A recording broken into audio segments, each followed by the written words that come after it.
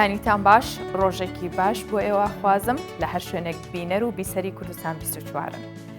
ئەم کاتژمێرە لەگەڵ ئێمە بن، ئێمە میوانی ماڵەکانتانن، میوانی شاشەکەتانین. تا ئەو بڕگە و بابەتانی ئامادەمان کردووە پێشکەشیەوەی بکەین.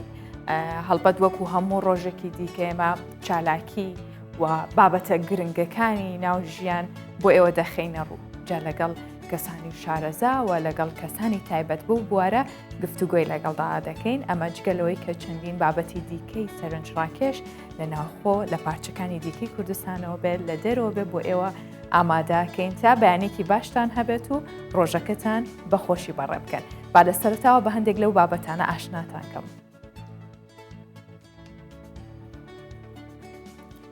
زانکۆیەکی تایبەت ناوەندێکی ڕۆشنبیری دەکاتەوە و بودجەیەکی تایبەتیشی بۆ تەرخان کردووە. ناوەندەکە لە یەکەم چالاکیدا شانۆگەری هەملەتی نمایش کرد.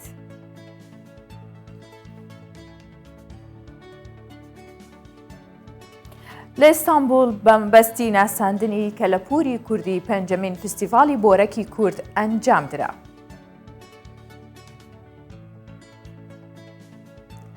یەکەم دیداری شانەدەر لە ژێرناونیشانی ژیان لێرە دەست پێ دەکاتەوە بە بەشداری 5 پسپۆڕی بواری شوێنەوار بەڕێوەچوو.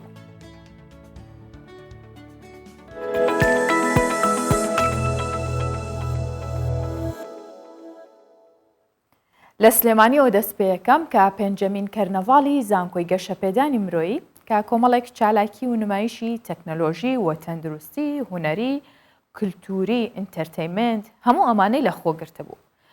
ئەم فستیڤاڵە بەڕێوە چوو هەڵبەت بە ئامانجیەوەی کە کەرنەڤاڵەکە بۆ دەرخستنی توانای خوێندکاران بوو، فێرخوازان بوو، بە تایبەت و توانە شاراوانەی کە هەیەە، یانە ئەو بەهرانەی کە بەدەر لە خوێندن و تواناکانی دیکەی هەیەە. ئەم کەرنەڤاڵە گەورەیە بەڕێوە چوو با ئێمەش بینەری بین. بەدەر لە کارەسەرێکیەکەی خۆیان کە خوێندنە بەهرەکانیان نمایش دەکەن. قوتابیانی کوڕان و کچانی زانکۆی گەشەپێدانن. هەر یەکەیان حەز و بەهرەکانیان پیشانی ئامادەبووان دەدەن لە پێنجەمین کەرنەڤاڵی زانکۆی گەشەپێدان کە چالاکی تەکنەلۆژی، هونەری، کلتوری، پزیشکی، یاری ئەلیکترۆنی ئەنجام دران.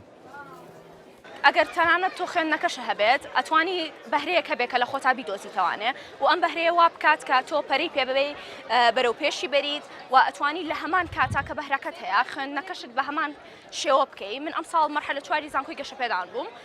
تقریبا نزیکی 3 بۆ 4 ساڵ من خەریکی ئەم ئیشەم بە بەردەوامی کۆمەڵێک لەوانەیە بەربەس هەبوو بێ کاتۆتە بەردەمم، بەڵام ئەمەە بۆ تەوەکاریەوەی کە من بۆ سێرێ ئەمانەوێت هەلی کار بۆ خەڵک بڕخسێنین و لەگەڵ ئەوەشە ئەمانەوێت ینی ئەم شتا خەڵک ئەیبینێ دووبارە ینی بەردەوام بن دروستی بکەن بە شێوازی خۆیان. لە داهاتوو ئانشاڵڵا ئێمە جارێ سەرەتامانە بە پرۆگرامی مۆبایل ئەپلیکیشن بۆ نمونە من ئێستاگە ئەم سیارەم لێ دیار نییە لە پشتی باڵەخانەیە بینایەکەوەیە من خۆم ئەو کاتە بتوانم بەدەستی خۆم لە لای خۆمەوە کۆنتترۆلی بکەم بۆەوەی سیارەکە بێنمەوە بۆ لای خۆمیان تەحکومی پێ بکەم بڕوا بۆ شوێنێکی تر. چەندین داهێنان لە بوارەکانی ئەلیکترۆنی کاری دەستی دۆزینەوەی کار بوون بە خاوەن براند لەلایەن قوتابیانەوە خراببوونە ڕوو. خاوەنی بیرۆکەی کەرنەڤاڵەکە دەڵێت ئامانجیان لە ڕێخستنی ئەم جۆرە چالاکیانە دەرخستنی توانە شاراوەکانی فێرخوازانە. لە ڕاستەیە ئەم جۆر چالاکیانە ئێمە بەگرنگ ژێزانین بۆ زانکۆ، چونکە زانکۆ ئەو خوێندکارانی کە تیا دەوامەکەن لە تەمەنێکی ئەو بتوان گەشە بە تواناکانیان بدەن لە بوارە جیاجیاکانە، لە بواری وەرزشی بێ، لە بواری هونەری بێ، لە بواری کولتوری بێ، لە هەر بوارێکە خوێندکارەکە خۆی ئەدۆزێتەوانێ کاریی گرنگی زانکۆی کە بتوانێت لە پاڵ پرۆسەی خوێندن و هەروە تۆژینەوەکانە بتوانێت ئەم توانای خوێندکار گەشە پێ بدات. بۆیە ئەمە لە زانکۆیە بەگرنگ ژێزانین. ئەمە 5 فستیڤاڵی ساڵانەی زانکۆیە کە تایە بتوانین کارێکی وا بکەین خوێندکارەکان ببن بە خوێندکارێک کە لە پاڵ پسپۆڕەکەی خۆیاندا بتوان توانەکانی خۆشان گەشە پێ بدەن. ساڵانە لە کۆتاوەرزی خوێندن بەشێکی زۆری زانکۆ و پەیمانگاکان کۆمەڵێک چالاکی و نمایشی تەکنەلۆژی و تەندروستی و هونەری و کەلتوری ئەنتەرتەیمنت ئەنجام دەدەن وەک هەنگاوێک بۆ پشتگیری لە ڕەخساندنی هەلی کار و دۆزینەوەی. ئارام بەختیار، کوردستان 24 سلێمانی. کوردستانی ئێمە لە هەر چوار پارچەکەی بە خواردن و شیرینی بەناوبانگە. خواردنەکانمان و شیرینیەکانمان لە جیهاندا زۆر تام و چێژێکی تایبەتی هەیە. جا نازانم لای خۆمانە یان لە هەر میلەتێک بۆ خۆی شانازی بەواکە کە خواردن و شیرینەکەی چۆنە، بەڵام لە ئیستانبول بە مەبەستی ناساندنی ئەم کە لە پورە کوردیە کە بۆ شیرینی و خواردنە پێنجەمین فستیڤاڵی بۆرەکی کورد ئەنجام درا. بەرپرسانی فستیڤاڵەکە باسی وایانە کرد کە هەندێک کەس باسی وایانە کرد یا خودت هەندێک لایەن هەن کە ناوی کوردی بەکار ناهێنن بە تایبەت بۆ خواردنانە، ناوی خواردنە کوردیەکان بە ناوێکی دیکەوە بن، ناوە ئەسڵەکەی ناڵێن. بۆیە ئەمانیش ئامانجی سەرەکیان لەم فستیڤاڵە ئەوە بۆ کەیانەوێت ڕێگە لە گۆڕینی ناوە کوردیەکان و کەلەپوری کوردی بگرن و کولتور و کەلەپوری کوردی بپارێزن.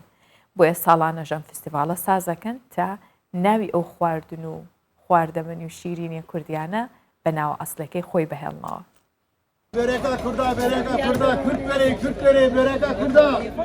لەسەر وێ بانگا کوردی ji bo xwarina navdara boreka Kurd ji biçûkan heya mezinan gelek kes ketin dorê û her diçû qelebalixê kesên li pey hev rêz dibûn, mezintir dibûn.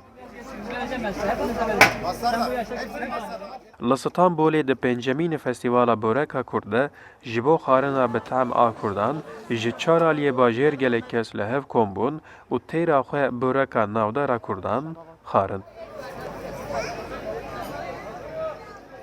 Saziya Kayder, ango komeleya çandî pêşketin alîkariya civakî ya navçeyên Çêrme, Xorhol, Azarpêrt, Dep, Gêxî yên Çewlika Bakurê Kurdistanê bi mebesta nasîn û zindîkirina çand û kelepora Kurdî, Festîvala Boreka Kurd li dar xist û di festîvalê de nêzîkî 200 sînî borek li xelqê hatin bilavkirin. İlk kez 2016'da arkadaşlarımızla birlikte gerçekleştirdik. Mecara evvel di sala 2016 de ev festival saz kir. Armanca festivala me ev ku pişaftinên li ser vê kelepora Kurdî wereşkandin. Hinek alî ji bo ku peyva Kurd bilêv nekin, boreka Kurd wek boreka karkeran, boreka Qut binav dikin. Lê navê wê Resen û ê rast boreka Kurd e. Dema Osmaniyan Kurdên Çewlikî vê borekê çêdikin û li her aliyê welat belav dikin. Nihal İstanbulê 4000 dikandar hene ku vî karî dikin. Em jî bi vê festîvalê xwedî li kultura Kurd derdikevin û em ê her sal birêk û pêk vê festîvalê saz bikin. İstanbul'un birçok köşesinde şu ana 4000'e yakın Beşdarên ku eleqeyeke mezin nîşanî Festîvala Kurdî dan, bi xwarina Boreka Kurd dilxweş bûn. Mîrcana Boreka Kurd e. Boreka Kurd mêrasa bav û kalê me ye. Ew ka me ye ji bav û kalê me de me remaye em ji dixwazinê ki zav zêçe me re jî bimînî, va li ser navê me dewam bikerî. Em xwediyê navê xwe û şana xwe ne. Kürt böreğinin en büyük özelliği doğal olmasıdır. Un Mezintirîn taybetmendiya Boreka Kurd ew e ku xezayî ye. Ji bo çêkirina Boreka Kurd em ar, xwe û aw tenê wan hersiyan bikartînin. yiyicilerini ve Kürt böreğinin tanıtımı yapmaktır. Boreka Kurda kültürê me ye. Boreka Kurda pir mezin e. Ama li İstanbulê xelkê vira pir nayên ku Boreka Kurd. Diyên ku Kut börek, hamal börek. Em ji van pir resiz dibin. Me ji boî wan e me festîvaleka xwe çêkir. Xêlekê me bela kir, deng bela kir. Di festîvalê de li gel belavkirina Boreka Kurd nivîskar bi pirtûkên xwe yên Kurdî, hunermend û şanoger bi hunera xwe amade bûn. Bi stranên Kurdî hin lîstîkên gelerî bi kêf û coşeke mezin hatin lêîstin.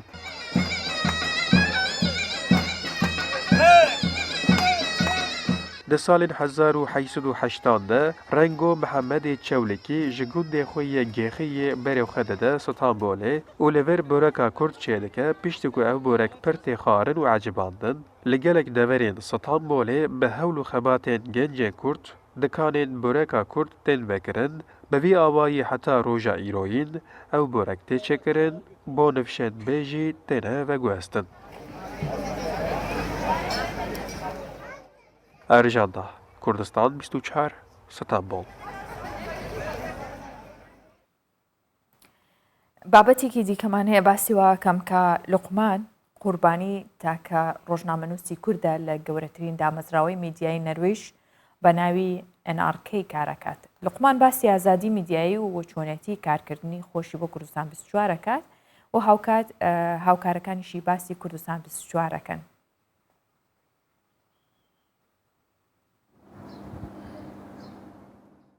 دامەزراوەی NRK یەکەمین و گەورەترین دامەزراوەی میدیایی نەرویجە. کوڕێکی کورد 11 ساڵە لەو دامەزراوەیەوە کامێرەمان و مۆنتێر ڕۆژانە 8 کات ژمێر کار دەکات. سەرەتای دەستپێکی کاری ڕۆژانە کامێرا و لایڤی و هەموو کەلوپەلە پێویستەکان بۆ کار دەپشکنێت و تاقییان دەکاتەوە. دواتر بەرەو ئەو کارەی پێی دەستپێردرێت دەڕوات. لوقمان بەم شێوەیە باس لە چۆنیەتی دەستپێکردنی کارەکەی دەکات. من لێرە کارەکەم فیلم بەرداری مونتاژە لە نۆروێژ کارگەردانی خوێندۆ کارگەردانی فیلمی دوکومنتار مستەنەد 2010 لە کار دەگەڕام. کەمێک کار لێر و لەوێ بەشە جۆرە جۆرەکانی تەلەڤیزیونێکی دیکەش و لێرەش بەڵام دواتر کە زانیم لە بەشی خەبەر پێویستیان بە کەسێکەیە و دانهەوێ هاتم لێر داوای کارم کرد و لە کۆتایەکانی 2010 لێ دەستم کردەوە کار. ئێرە بەشی خەبەرە دیسکە بەیەکەوە سەردانی بەشی نیوزڕوومی کەناڵی NRK-مان کردو. لوقمان باسی کوردستان 24 بۆ هاوکار و هاوپیشەکانی دەکات. ئەو یەکێک لەو هاوکارانەی لە کاتی شەڕی دژی داعش سەردانی کوردستانیان کردووە لە راپۆرتێکدا سەرکەوتنی گەورەی پێشمەرگە بە چەکی سادە دەخاتە ڕوو. یەکەم کەس نەبووم لەو کاناڵەڕاکە بێمەوە ناوچەی کوردستان کورسپۆندێتمان هەیە کە هاتبوو هەولێروانە بەڵام چوومە ناوچەی شەڕ لەگەڵ پێشمەرگە قسەم کرد. ڕێپۆرتاژێک بڵاوبووە لەسەرەوەی کە پێشمەرگە ئەسلحەی نییە. تفەنگەکان من لێ بووم کە دەی هاوێن و یەک دەفە گیر دەخەوە دۆشکایی کە قرارە ماشینەکانی داعش ڕایگرێ. دوای ڕێپۆرتاژمان ساز کرد لەسەری بڵاو بووە هەم بۆ من خۆش بوو هەستم کرد کە توانیمە کارێ بکەم یا بە شێوەیەک خەبەرێک ساز بکەم هەواڵێک ساز بکەم کە بڕێک زیاتر جیا لەوانی دیکە چون لێ زمان دەزانم لەگەڵ پێشمەرگە بەڕاحەتی دێم و دەچم لەگەڵ من قسان دەکەن ڕاحەترێتەوە کە نۆروێژێکی دیکە لێڕە هەستێ بێت و بۆ وەرجێڕەوە قسان لەگەڵکە.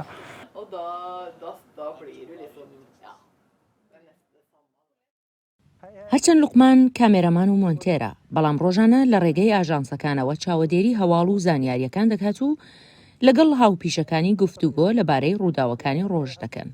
تا ئێساش چەندین خەڵاتی لە بواری ڕۆژنامەوانی پێبەخشراوە. تۆ لازم نییە حتمما فیلم بەردارێکی یاوێنەگرێکی باش بۆی کە خەڵات بکەن ڕێز لە هەمووان دەگرن و وەکو پرینسیپێک بەشێک لە تەشویقکردنوانەش جارجار دێنن کاری کەسێک هەڵدەبژێرن ڕێزی لێ دەگرن جایزێ دەدەنێ خەڵاتی دەکەن بەرحەڵ ئەو کەسی احساس بکات کە کارەکەی بیندراوە دەبیندرێ لە لای سەرەوەرە.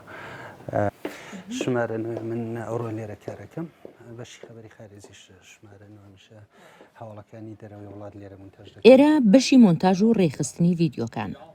ئەو پلانی ڕۆژەکەی مۆنتاژ دەکات و دەیکاتە بەرهەمێکی میدیایی.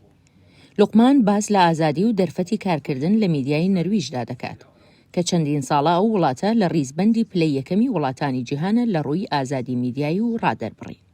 لە ڕاگەیان نێردە کار دەکەم بۆ نمە حەقی ئینسیمان هەیە حەقی چاوەدێریمان هەیە دەگەڵم کە دەچین تاواتی بەڵگەنامەکانی حکوومەتی داوای دەکەن وەری دەگرین چاوی لێ دەکەین هەڵی دەستەنگێنین بڵاوی دەکەینەوە. لوقمان قوربانی بەشی دەرهێنەری و دۆکۆمنتاری لە زانکۆی نۆروێژ تەواو کردووە. هەمیشە لە کارەکانیشیدا هەستی نەتەوەی و کوردبوون ڕەنگی داوەتەوە و دەیەوێت زۆرترین گرنگی بە پرسی کورد بدات و لە داهاتووشدا فیلمی دۆکۆمنتاری ئامادە بکات. ئاوارە هەورامی ناو کەناڵی NRK ئۆسلۆ نۆروێژ. جارێکی دیکە هۆڵەکانی شانۆ ئاوەدان بوونەوە. خەڵک بە جۆش و خرۆشەوە ڕوو لە سیرکردنی نمایشە شانۆیەکانەکەن. شانۆگەری هەملێت کە یەکێکە لە شاکارەکانی شکسپیر و بە تامێکی تەواو کوردیانە نمایشکرا کە هونەرمەند ئەرسەلان دەروێش دەرهێنانی بۆ کردووە. ئەوەی کە گرنگە یەکەم جارەکە زانکۆیەکی تایبەت لە ڕێگەی دامەزراندنی سنتەرێکی ڕۆشنبیری و هونەریەوە سەپۆرتی ئەم جۆرە کارانەکات کە بەردەوام گرنگی بات بە کاری شانۆیی و هوەری. ئەمە بۆ زانکۆیەکی تایبەت یاخود جیا لە زانکۆ حکومیەکان گرنگە و هەم گرنگیشە بۆ برەودان بە لایەنی هوەری و شانۆکار. هەملێت یەکەم کاری شانۆیی گروپێکی ئەکادمیە کە یەکەم نمایشیان لە هەولێری پایتەخت بوو.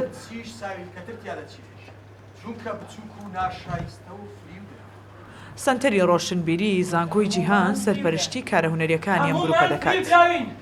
ئەرسەلان دەروێش دەرهێنەری ئەم شاکاری شکسپیر بوو، ئەو دەڵێت چەند ئامانجێکیان هەیە یەکێک لەوانە گەڕاندنەوەی عاشقانی شانۆیە بۆ هۆڵەکان. هەڵبژاردننی هاملێت لەبەر چەند هۆکارێکە زۆر بە کورتی یەکەمیان لەبەرەوەی من تیپێکی شانۆی ئەکادیمیم لە زانکۆ دامەزراندووە دەبوو کارێکی جیهانی کارێکی شایستە پێشکەش بکەین بە تایبەتی کە ساڵانێکی زۆرە لە شاری هەولێر بەداخەوە بەهۆی نەبوونی پشتیوانی لە شانۆکارانمان کاری شانۆ وەستا و سست بووە و هەروەها من زۆرم ڕادەبینی لە توانای ئەم ستافازێک ئێوە ئەمڕۆ بینیتان و زۆرم ڕائبینی لە ئامادەبوونی جەماوەر چونکە من پێم وایە لە هەولێر جەماوەر زۆر بە تین و گوڕەوە دێ بۆ کاری جدی و کاری باش.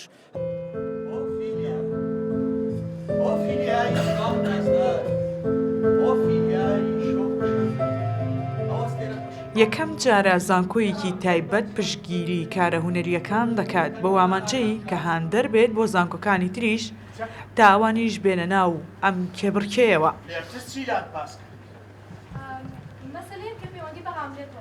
سەرۆکی ئەمیندارانی زانکۆکانی جیهان دەڵێت ئەمە ئەرکێکە لە سەرشانمان و دەبێت هاوشانی زانست هونەریش بەرەو پێشبەرین.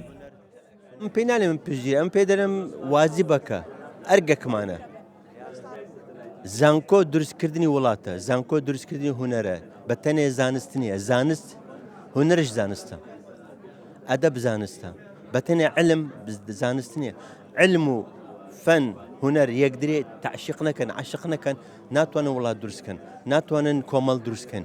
ئێمە لێرە کە ئەو ئیشانە دەکەین لەو هەستەی دەکەین کە ئیشەکە واجب بکمانە هەیتمان لە سەرشانمان پێمان دەکرێت دەبی بیکەین و پیرۆزبایی لە دەستەی ڕەوشنبیری زانکۆکانی جیهان و پیرۆزبای لە تیمی شانۆگەری دەکەم بەڕاستی توانیان کارێکی لەسەر ئاستی دنیای کە هەملێتە یەک لە زەحمەتترین شانۆگەریەکانە کە ئەکتەرەکان بیتوانن بیکەن و بەڕاستی بێتان بڵێم ئێستا بووە هەملێت بووە مۆدێلێکی کوردەواری.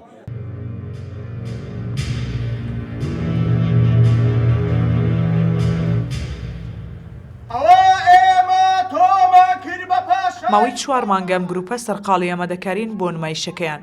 قەرباڵخی و جۆش و خڕۆشی ئامادەبووان نیشاندەریەوەیە کە بینەرانی شانۆ تینووی نمایشە شانۆیەکان و دەیانوێت جارێکی دیکە تەختەکانی شانۆ پڕ ببنەوە لە نمایشەکان و هونەری شانۆ تێکەڵاو ببێتەوە بە ژیان. ڕەنا سەعالی، کوردستان 24 هەولێر.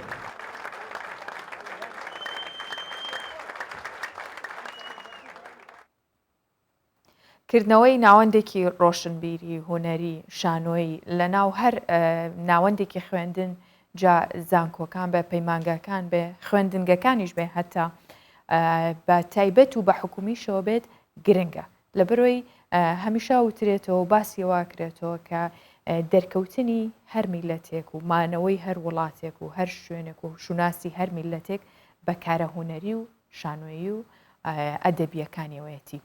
بۆیە کردنەوەی ئەم ناوەندە بە گرنگمانزانی کە ئەمڕۆ قسەی لەسەر بکەین هەم لە ڕێگەی پاکێجەکەی هاوکارمان و هەم لەسەرەوەی کە قسە لەگەڵ سەرۆکی دەستگا ڕۆشنبیریەکەش بکەین کە بەڕێز مامۆستا بورهان سابیرە لە زانکۆی جیهان سەرۆکی دەستگای ڕۆشنبیری زانکۆی جیهانە و لێرە میوانی پرۆگرامی بەیانی 24 لەگەڵمانە مامۆستا بەخێر هاتی ڕۆژێکی باش بۆ تۆ. بۆیەوەش زۆر سپاس. مامۆستا پێم خۆشە سەرەتا باسێکی ئەو دەستگا گرنگەمان بۆ بکەیکە لە زانکۆیەکی تایبەتدا کردوتانەتەوە. بدایەت تەبان من هونەرمەندم پێشگەوەی کە مهندسم هونەرمەندێکی کرتاشم پێش فترێک لێرە چاوپێکەوتندێک میوانی ئێمە بە خۆشحاڵی و جارێکی دیکەش میوانی ئێمەی مامۆستایان حەک بەدەوە نەپڕە ماشەڵڵا ئەوەندە بە ئەزمموی ئەگەر بکری هەر جارێک لە بەرنمەکە لەسەر بابەتێک بانگ هێشتەکەین هێشتا لێ هەر مشکلەکانی هەموو دەستگاکان بە ئەو گلەیەتان لێ بکەم کەیەن ئەڵێ ئەوە ڕێکلامە بۆ زانکۆ نایەن ئێمە چەنەها چالاکی هوەری فستیڤاڵا دەکەینەوە داوەتانەکەین کارتانەکەین وازانەکەن باسیەوە ناکەم بەگشتێ بە هەمویان وازانە ئەوە ڕێکلامێکە بۆ زانکۆ بەڵامێمە ئەو گلەیەمان لەسەر نابێوانێ مامۆستا چونکە من ناوی زانکۆکەم ئەرکە ڕاستە قسەکە جوان بوو بە هەموو ناوەندەکان بە هەموو زانکۆکان بەڕاستی زانکۆ ئەبێ شوێنێک بێ بۆ تەنویرکردنی خەڵک ڕاستە پێویست نیە تۆ هەر زانکۆ دابنێ خوێنی تیاابێ پێویستە ڕۆشنبیری تیاابێ پێویستە هوەری تیاابێ وەکو خۆت باست کرد ملت بە چێ ناسرێتەوە بە هوەرەکەی ڕاستە ئەگەر هوەر تۆ پیشانی خەڵک نەی چی پیشانێ بۆ نای مۆڵاتی پیشان بێ ڕاست ئەو ناوەندە تەبان 3 ساڵە خەریک بووم حدودی 3 ساڵە خەریک بوون دەستمان پێکرد بە وردە بەرسەمێکم دروست کرد بۆ فێرکردنی قوتابیان بۆ خەڵکی دەریشەوە هەمان وردە دەتوانیمان ئێستاکە ئەو ناوەندە زۆر گەورەکەن چەنەها بەشی تایە مەسەن چاپی دەستێک کە تا ئیستاکە ئەو چاپاکەن لە سەرانتەر بڵێن لە عێراقا یەکەمی لەو بابەتە چاپی دەست دەکەن بە 4 ڕنگ کایکەن شوێنی سیرامیکمان هەیە کە فەخاری تیاکەن و خەڵکیش فێرەکەن شوێنی ڕسمان هەیە شوێنی زایدەنەوە من سنتەریشە ڕاهێنانی پیشەیم هەیە ئەو سنتەرە خەڵک فێرەکەن نە هەر تەلەبەی جامێ خەڵکی دەرەوە فێرەکەن بە خۆڕایی فێریانەکەن ئەوە دەورەی درومانە بۆ ئافرەتان دەورەی ئارژگایە بۆ ئافرەتان علاقەیە بڵێن سەرتاشینە بۆ پیاوان دەرتاشیە حەدادیە هەمووی بێ بەرامبەر ئێمە فێریانەکەن ئەمە لەسەر ئەرکی خۆتان و لەسەر جامعەیە لەسەر ئەرکی جامعەیە زایدەن ناوەندێکی ترمانەیە هەر سەر بە دەستگاکەیە ئەوش ئەکادیمی جیهانە چەندها ئێمە زمان دەورات دەکەینەوە دەوراتی عفۆن بە خۆڕایی بەس هەموو زمانەکان ئەو زمانی ئینگلیزیە زمانی تورکیە زمانی فارسیە هەم بۆ خەڵکی ژەکەینەوە هەم بۆ هەر کەسی ئارەزوو من بێ ئێمە شوێنمان کراوەیە بڵێن بنکەیەکی نێشتنی خوێنەوەریم هەیە هەتاکو ئێستاکە زیاتر لە 2000 خەڵکمان لە نەخێنەوەرەوە کردو بە خوێنەوار شانازیە ئەو بابەتانمایە ئاخرشت پەنامان بردە سەر سۆشامیدا ئەو بکە ئەو تیپەمان تیپێکی زانکۆیمان دروست کردووە ئەو نمایشەیە یەکەم کە بڵێن هاملێتە پیشانمانە ئەلحەمدوللا یعنی سەرکەوتوو بووین دوو بابەتی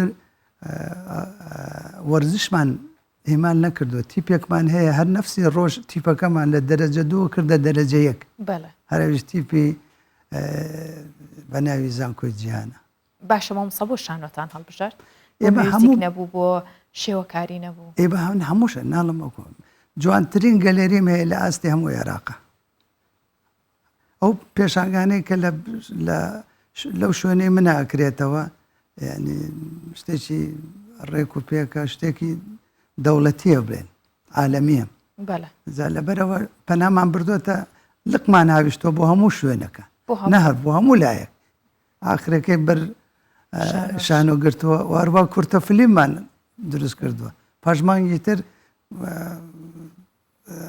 زیاتر لە 10 گەنج 100 گەنج کردمانتە گروپ بۆ ئەوەی کە کورتە فلیم دروستکەن فێریان کوێن چۆن بە مۆبایل دەتوانین تۆ کورتە فلیم دروستکە لە فستیڤالێکی گەورەیە پاشمانگی تر نمایش دەکرێەوە باشە مامۆستا ئەزانین زانکۆ ڕاستە ناوەندێکی پێگەیاندنە لە ڕووی خوێندنەوە بەڵام تا چەند ڕۆڵی هەبووە لە وەکو ناوەندێکی معریفی پێت وایە کە زانکۆکان بە تایبەت و بە حکومیشەوە بۆتە ناوەندێکی معریفی بۆی کە کۆمەڵگا و نەوەی داهاتووە هەموو ئەو جیلی کە تیا خوێنێت دانەبڕێت لەو بابەتە گرنگە. ئەوە سوالەکە زۆر ڕێکە. ئەوە کاری هەموو زانکۆکانە مەفروزە ئەو کارە بکەن. ئێمە دەستمان پێ کردووە بەو کارە وابزانم چاولێکەریمان هەیە ینی پێمان خۆشە کە چاو لێ ئەمە بکەن وردە وردە ئەو بابەتە بچنە ناوی و ئەهمالی نەکەن. هەڵبەت کارێکی باش ئەگەر ببێتە مۆدل لە هەموو وابزانمە بێتە مۆدل. ئینشاءالله ببێت باشترە. باشە مامۆستاکردنەوەی ناوەندێکی ڕۆشنبیری لە ناو زانکۆیەکدا بەچی ئەتوانن بەردەوامی پێبن؟ تەمەن ئێمە هەموو یەکێ لە گرنگی هەموو گەنجێک من زۆر احتیمام بە گەنجەیەم تاقەکە لای گەنجەکەیە ئەگەر تۆ یارمەتێکی بەسیتیان بێ ئەو شتانی کە لە مێشتیان هەیە ئەو توانانیان هەیە ڕێگەیان بۆ خۆشکەی وابزانم دەست دەکەوێت زۆریشە نەکەمە بەس نەختێک پەساریفی بەسیتێوێ باشە گەشتبینی لە گەنجی ئێمە بە تایبەت لە خوێنکاری ناو زانکۆکان نە هەر زانکۆ ئێمە اعتیمادمان نەخستۆزە سەر هەموو گەنجی هەموو گەنج بەگشتی ئەو تەمەنێک ئێستا پێ وترێ گەنج گەشتبینی لێیان ئێمە ینی ئەوە ئیشی زانکۆیە ئیشی هەموو خەڵکێکە لەو بابەتە لەو بوارە ئیشکە ئێمە آخر پێشانگامان حەزەکەم بێن وابزانم هاتووشن ئەوە کە لەسەر کۆچکردن جوانترین پێشانگامان کردەوە لەسەر بێ ناو نیشانەکان ئەوە کەسانێک کە ئەو ئافرەتانی کە کوژدێن لەسەر شەرف باشترین جوانترین پێشانگامان کردەوە وات کرا ئیجبار بۆ حکوومەت قەراری دەرکردەوە تر لەمە دووە کەس بێ ڕقم نەیخەنە ناو گۆڕەوە ناوی خۆی بنەو ئەو کەسێک کە کوشتێتی مەحاسە بکرێت ئەوە ئیشی ئەو ناوەندەیە کە ئیشکە باشە. ئەم دەستگای ڕۆشنبیری کە ئێوە داتان مەزراندووە لە ناو زانکۆی گیان کە تایبەتە کێ توانێت سوودمەند بێلێ کێ توانێ ئیسفادی لێ بکات و سەردانی بکات بینەری بێ هەم لە ڕووی ئەوەی کە بەڕێوەی بەرێوەکو تیپێکی شانۆیی وەکو تیپێکی میوزیکی کۆنسرتێک هەر بابەتێکی دیکە لەوێ بکرێ و هەمووەکو بینەریش کێنەوانەیە توانن ئێمە ناوەندەکەمان تەوان کە کاڵێن زانکۆکانی جیهان زانکۆانی جیهان ئێمە چەند زانکۆک هەیە لە ناو هەولێرە هەمانە و لە شاری سلێمانی هەمانە لە دەهۆکەمانە لە کەرکووکەمانە بە ناوی زانکۆی بابەر گورگۆر لە هەموو ناوەندەکانە ئەو سەنتەرەمان هەیە و کراوەیە بۆ هەموو کەسێکیانێ قوتابی بێ یان خەڵکی دەرەوە بێ و ئەوە ئێمە مەحاوەلاکەن کاریان ئیشیان فێرکەین و کاریشان بۆ بدۆزینەوە ئەوەی بە ئیشی ئێمە خۆمان ێزانی کە ئەو شە بکەین لەم من بەرێ ئێوەوە بە هەموو گەنجەکان ئەڵم زانکۆی جیهان کراوەیە بۆ هەمووتان دەستگای ڕۆشنبیری زانکۆانی جیهان لە هەر شارێک بن بۆتان کراوە بێن شتی لێ فێر بن کاری لێ فێر بن ئەو ئەفکارای خۆتان هەیە ئەو خەوانەی خۆتان هەیە بە لەناو ئەو سنتەرەمان جێبەجێ بکرێت ئەی بەدەنگەوە هاتنی ئەوان چۆنە یەن لە باوەڕیان یەن یەکێک کە گلەیمان لەکەن ئەڵێ ئێوە نەمان بیستەوە ئەو شتانەیەکەن نەمان بیستەوە ئەوەش ئیشی ئەوەیە بێ بە خەڵکی ڕابگەێنین لەم بەرەیەوە با بڵێن ئەوە ئەو شوێنەمان کراوەیە فەرمون بۆ ئێوەیە بۆ من نییە ڕاستە ئەوە تا ئێمە هەمیشە کوردستان 24 دەرگایەکی واڵا بووە چاوێکی کراوەی هەموو ئەو سوچووکن و کە لەبەر و هەموو ئەو کارە بچووک و گەورانە بووە کە دەستپێکی بووە و بۆتە دەواازێکی باشیش بۆ کرانەوەی شتێکی زۆر گرنگ تەبان خۆ ینی ئەوەی کە هەموو کارێک پێویستی بە پارە هەیە پێویستی بە کار هەیە ینی کە دکتۆر نەوزاد کە سەرۆکی ئەمینداریەتی هەموو زانکۆانی جیهانە دەستی کراوەیە بۆمان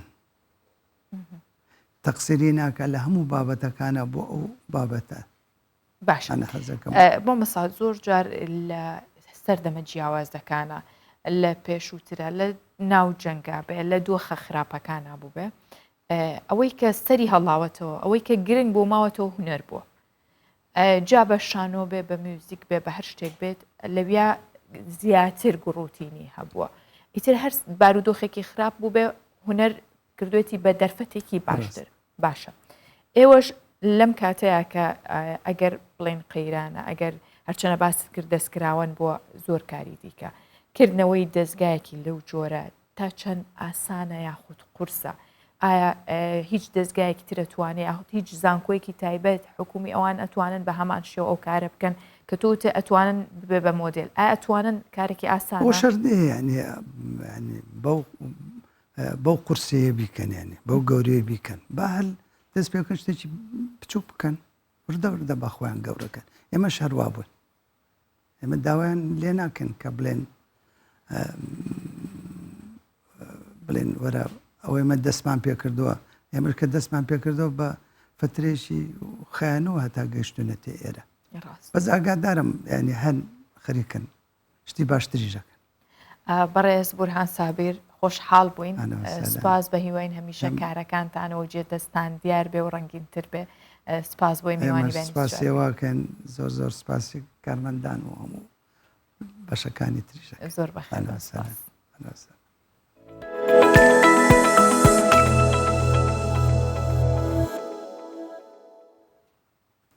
لە سەرەتای پرۆگرام باسی بابەتێکی دیکەم کرد ئەویش کە یەکەم دیداری شانەدەرە لەژێر ناونیشانی ژیان لێرە دەست پێکاتەوە ئەم دیدارە کە بەم ناونیشانە ئەنجام درا بەشداری 5 پسپۆڕی بواری شوێنەوار بوو کە 3 لە پسپۆڕەکانی بیانی بوون و لەلایەن فەرمانگەی شوێنەوار و کەلەپوری مێرگەسوور لە ڕێزان ڕێکخرا بوو و بەڕێوە چوو ئەم دیدارە بەگشتی ئامانجیەوەیە کە شانەدەر وەک شوێنەوارێکی گرنگی مێژووی مرۆڤایەتی لە جیهانە بناسێنرێ و زیاتر توێژینەوەی لەسەر بکرێت و لە هەمان کاتیشدا بپارێزرێت. پسپۆرێکی بیانیە و بەراوردێک لە نێوان دەرەنجامی هەڵکۆڵی نیکۆن و نوێی شوێنەواری ئەشکەوتی شانەدەر دەکات. پرۆفیسۆر گرایم بارکەر سەرۆکی تیمی زانکۆی کامبرێکی بەریتانیە و لە یەکەم دیداری شانەدەر کە فەرمانگەی شوێنەوار و کەلەپوری مێرگەسۆر لە ڕێزان ڕێکی خستووە دۆزەرەوەکانی ئەشکەوتەکە کە لە ڕێگای کنەوپشکنین لە کۆن و نوێدا دۆزراونەتەوە دەخاتە ڕوو. Shanadar Cave is a world-famous site from the 1950s excavations because it has the story of Neanderthals followed by Homo sapiens, our species. It's one of the longest sequences, and it also has a unique collection of Neanderthals for telling us about Neanderthals are our closest evolutionary cousins, and it tells us more about Neanderthals probably now than any site in the world. So it's hugely important for Kurdish antiquity, Kurdish history. It's hugely important of the Zagros, but it's a world-famous site as well. It's known for the history of our Neanderthal species. The collection of Neanderthals found in the cave from the old excavation and the new excavation is unique. There's nothing like it. I mean, Neanderthals were from the Atlantic to the Ural Mountains in Russia and from northern Europe all the way down to here. So they were a huge area and over almost 400,000 years, so a huge time.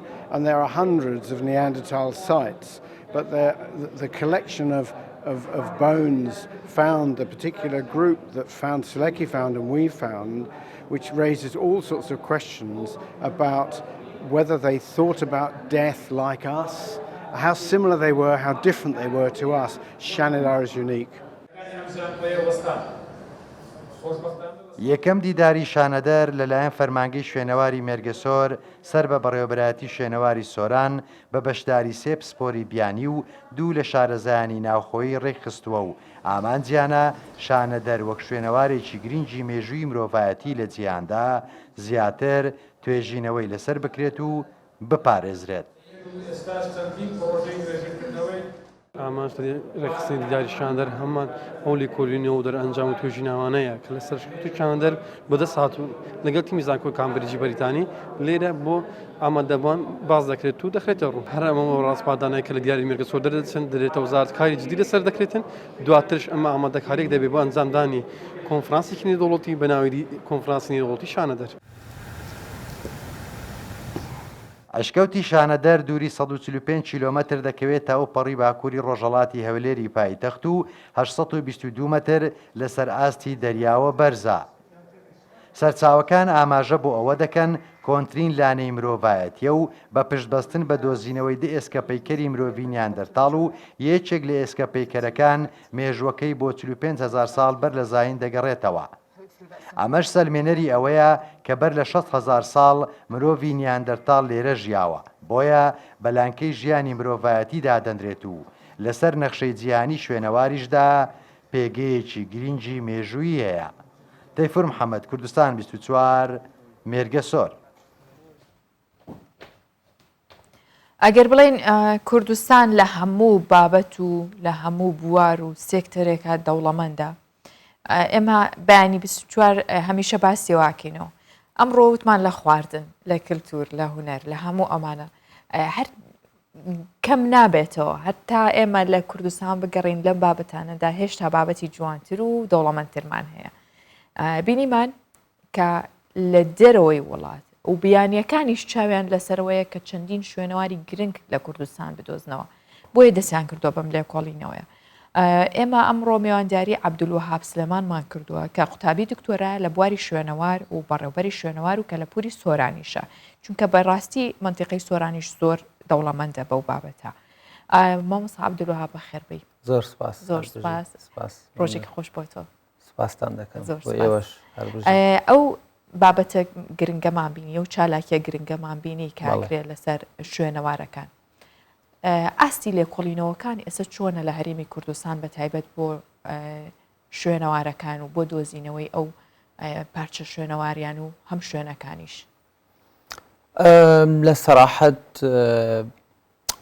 لە ساڵی 2000 و تقریبەن 2010 بەولاوە بەهۆی هاتنی تیمە بیانیەکان ئێستا ئاستی هەڵکۆڵین و هەروەها لێکۆڵینەوەکان و توێژینەوە لە بواری شوێنەوار زۆر پێشکەوتووە. ئەگەرچی ئێستا حالیەن تیمی ناوخۆیشمان هەیە، بەڵام لەبارەی کارەکانی هەڵکۆڵین و لە بواری خەرجکردنی ئەو منحەیەی کە پێویستە لە بۆ پرۆژەکانی شوێنەواری خەرج بکرێتن، حالیەن تیمەکانی بیانی زۆر باشن و زۆر پێشکەوتونە لەبەرەوەی کە زۆر جار توێژینەوەیەکی بچووک لەسەر پارچە ئێسقانێک لەوانەیە 5,000 دۆلاری بوێتن تەنها یەک توێژینەوە و ئێستا حالیەن ئێمە وەکوو بەڕێبەراتی شوێنەواری سۆران لەگەڵ 5 تیمی بیانی کار دەکەین کە یەکیان زانکۆی کامبرێجی بەریتانیە کە لە ئەشکەوتی شانەدەر و هەروەها بە بازنەی 15 کیلۆمەتر بە دووری ئەشکەوتی شانەدەر کاری ڕووپێ و دەکەن. ئەوی تریان دوو تیمی زانکۆی ئەڵمانیایە، وڵاتی ئەڵمانیا و زانکۆی بەرشلۆنای ئیسپانی، زانکۆی ئۆتۆنۆموسی هەرێمی کەتەلۆنای ئیسپانی و ئەوی تریشیان زانکۆی بۆستن و پێنسیلڤانیای ئەمریکایە. باشە کاک عەبدولوەهاب، ئەو کاری کردویانە باسی وەک لەسەر ئەشکەوتی شانەدەر هەم تیمە بیانیەکە و بە هاوکاری تیمە کوردێکی خۆشمان چیان دۆزیێتەوە، چیان گەشتون بەچی؟ ئایا تەنها لێکۆڵینەوە بەردەوامە توێژینەوەکەن یاخود چی دەستکەوتە ئێستا؟ خۆی لێکۆڵینەوەکان لەبارەی ئەشکەفتی شانەدەر لە ساڵی 1950ەوە لەلایەن زانکۆی کۆلۆمبیای ئەمریکیەوە دەستی پێکرد کە هەر لەلایەن سەرۆکی تیمەکەی ئەویشەوە لەلایەن ڕالف سولێکی دۆزرایەوە و لە هەمان ساڵیش دەست بەکاری هەڵکۆڵین کرا بۆ ماوەی 10 ساڵ تا ساڵی 1961 بەس لەبەرەوەی کە بارودۆخی سیاسی ئەو کات تێکچوو ڕالف سولێکی نەیتوانی بگەڕێتەوە، ئەگەرچی بەسەراحەت کارەکانی هەڵکۆڵنی ئەشکەفتی شانەدەر کۆتایی پێ نەهات بووە پێی خۆش بوو بگەڕێتەوە، بەڵام ئیتر بۆی بوو بە خەونێک و نەیتوانی بگەڕێتەوە. بەڵام کارەکانی توێژینەوە و کارەکانی مختەبەری بەردەوام بوو.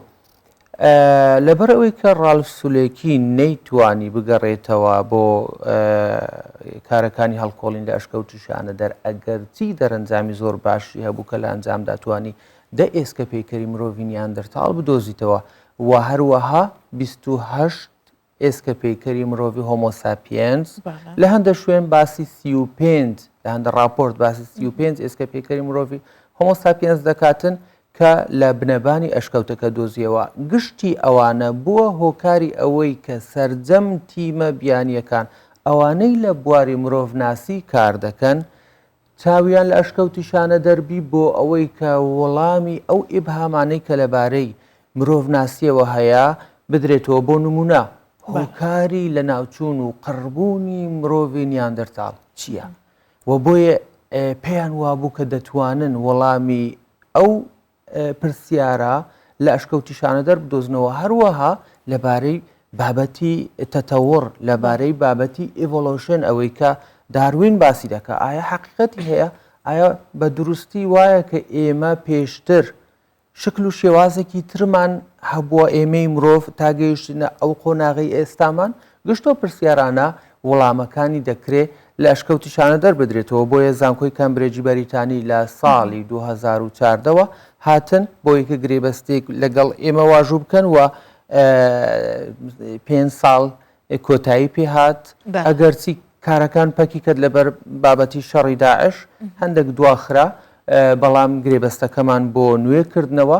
زانکۆی کەمبرێجی بەریتانی ئەوە نەبوو کە بێتن برەی لە شوێنێکی تری ئەشکەوتەکە کار بکەن نە لە هەمان ئەو چاڵی کە ڕالف سولێکی هەڵیدا بوو هەمان ئەو چاڵی هەرداوە بۆچی لەبەرەوەی کە کاتی خۆی لە ساڵی 50یەکان بابەتی تەقەنیات ئەوەندە پێشکەوتوو نەبوو. بۆ نمونە مەسەلەی کاربۆنی چاردە کە کاربۆنی چاردە یەکێکە لەو فەحسانەی یەکە لەو تاقیکردنەوانەی کە تەمەنت پێنیشان دەدا مێژوت پێنیشان دەدا. ئەو کاتی کاربۆنی چاردە لە 6,000 ساڵی زیاتر نەدەخیندەوە. بۆ نمونە ئەگە مێژووەکی 100,000 ساڵی هەبوایە ئەو ئێسک و پرووسکانە لە 6 زیاتری نەدەخیندەوە. بەڵام ئێستا خۆشببختانە زانست پێشکەوتووە و مێژووی دەقیقت پێدەدا. بۆیە زانکۆی کامبرێژ گەڕاوە بۆی کە لە سەرجەم چینەکان سامپل وەربگری و کاری تاقیکردنەوەی لەسەر ئەنجامدات.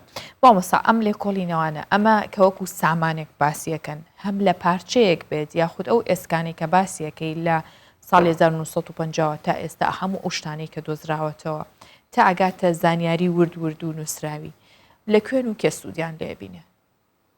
پرسیارەکە زۆر جوان بوو زۆر منطقی و معقولە لەبەرەوەی کە پێم وایە مافی هەر هاوڵاتیەکی کوردستانە کە بزانی ئەو شتانە چی لێ دێت چی بەسەر دێتن.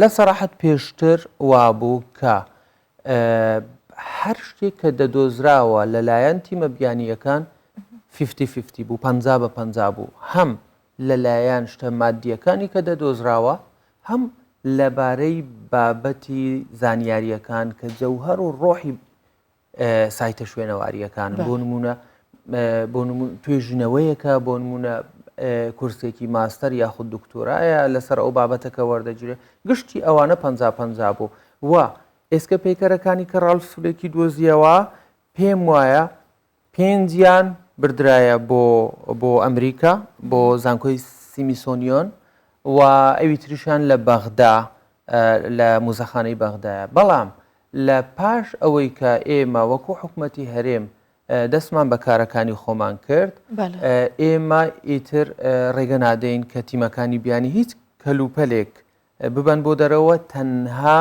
نمونونەکانی تاقیکردنەوە نەبیتن ئەگەرنا ئەوانی تر گشتیان لە کوردستان دەبن و زانکۆی کەمبرێجی بەریتانی ئەوەی کە گوتم یعنی نەچوو شوێنێکی تری ئەشکەوتەکە هەڵبداتەوە بۆی کەشتی نوێ بدۆزیتەوە نا تەنها بۆ بەدەستهێنانی زانیاری نوێ ئەگەرچی لە یەکێک لە راپۆرتەکان ڕالف سولێکی باسی ئەوە دەکاتن کە پێم وایە مرۆڤی ژمارە 8 نیاندرتاڵە کە نەیتوانی بە کاملی دەری بهێنیتن لەبەرەوەی کە بەردێکی زۆر گەورە کەوت بۆ سەر ئەو ئێسکە پەیکەرە و باسی ئەوەی کرد کە من بەشێک لە جەستەی ئەو مرۆڤەم دەرهێنا بەڵام ئەوی تریان لەبەر ئەوەی کە بارودۆخەکەشی باش نەبووە ترسام بەوەی کە زەرەری پێ بگەینم دەستم لێنەدا بۆی کە جیلەکانی داهاتوو بتوانن بێندەری بهێنن و ئێمە لەگەڵ زانکۆی کەمبرێجی بەریتانی سەری ئەو مرۆڤەمان دۆزیەوە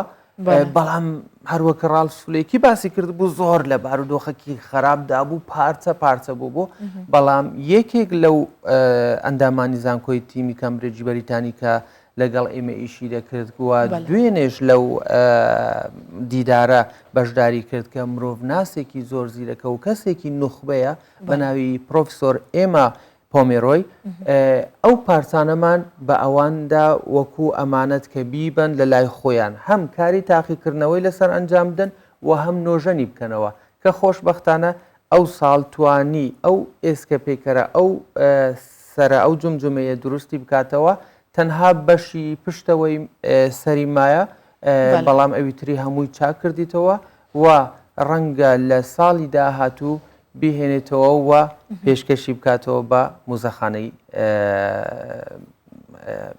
نیشتیمانی احتیمالە لە هەولێر لەبەرەوەی کە ئێمە موزەخانەمان نییە بەداخەوە بەڵام هەر مافی خۆشەکە مافی خۆشتی کە لە موزەخانەی نیشتیمانی پایتەخت دابنرێت ڕاستە باشە زۆر لەو بابەتانە بینین شوێنەوارمان زۆرە وەکو لە سەرتاشەوە ئاماژەم پێکرد ئەگەر بێت و ئێمە بگەڕێنیان بەو شوێنوارە بن ئەوەندە دەوڵەمەنە تاو نابێت بە چەندین تیمی بیانی و کوردیش بەڵام بۆ تا ئێستا بەپێی پێویست بووە یاخود ئەگەر بڵم بەپێی پێویست بووە سوود لەو شوێنەوارانە وەرگیراوە لە ڕووی گەشتیاریەوە سوود لەو بابەتانە وەرگیراوە کە گەشتیاری زیاتری پێ بهێنینە ناو هەرێمی کوردستانەوە پێیان ئاشناکەین یاخود بۆچی داخرێت بۆ تەنها تیمێکی بیانی سوودی لێبینێ ئەو شوێنە ناتوانرێت سوودی تەواوی بەردەوامی لێ ببینرێت خۆی ڕاستی پێویستە ئێمەش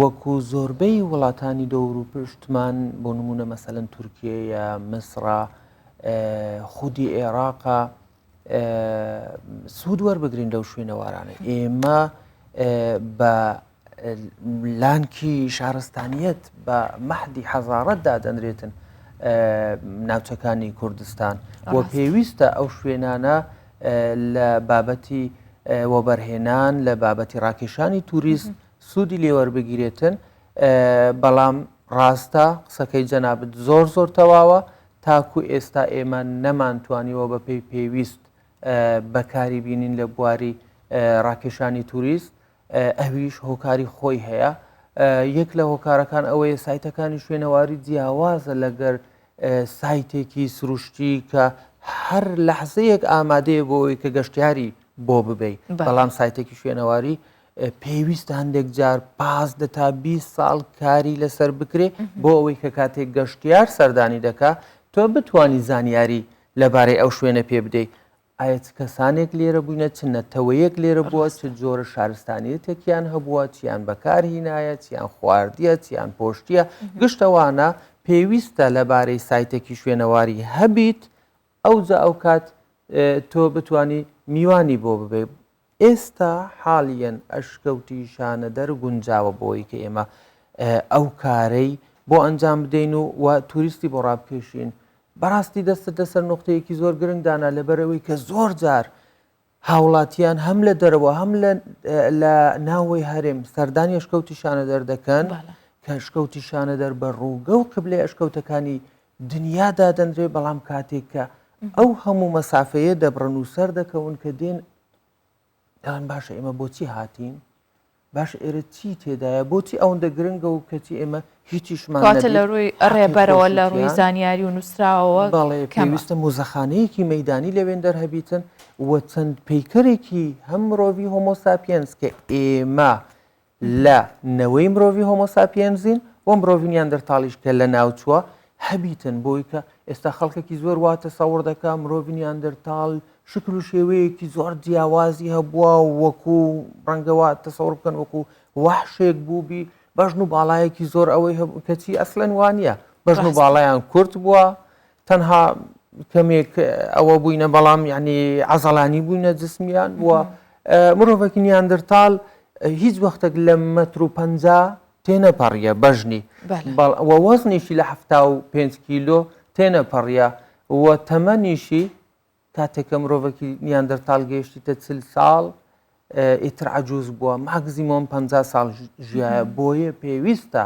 کاتێک کە بۆ نمونە ئەشکەفتیشانە دەرمان بە نمونە هیناوە بۆ ڕاکێشانی توریست ئێمە ئەو شتانە فراهم بکەین بۆ توریست و بێت زانیاری وەربگری و کاتێک کە دەگەڕێتەوە جارێکی تریش بێتەوە سەردانی شوێنەکە. ڕاستە بەڕێز عەبدولوهاب سلێمان من خۆشحاڵ بووم گفتوگۆکەمان پێم خۆش بوو کە زیاتر قسەشی لەسەرکەین بەڵام بەرنامەکەرەوەندە دەرفەت بێن بۆ هیوایم کە تاک بە تاکی کوردستان لە ئاست ئەو بەرپرسیارەتەیە بێت شوێنەوارەکان و هەموو ناوچە گەشتیارەکانیش بپارێزە. سپاس بۆ تۆ. سپاس بۆ ئێوە، سپاس بۆ گرنگیدانتان بە بواری شوێنەوار. زۆر سپاس. هەمیشەی لەمەوە کە ئەرکی یەک بە یەکمانە کە پارێزگاری لە هەموو 24 گۆشە و ژیانی و ژینگەی کوردستان بکەین ئەوجا لە هەر بوارێکی دیکەیا بێ بۆیە ئێمەش بەردەوام لە پرۆگرامەکەمان گرنگی بەوە دەینەوە بەردەوام بەبیر خۆمان و ئێوە شێهێنینەوە کە کوردستان بپارێزین. بانی 24 پێشکەشکردن ماڵاوە.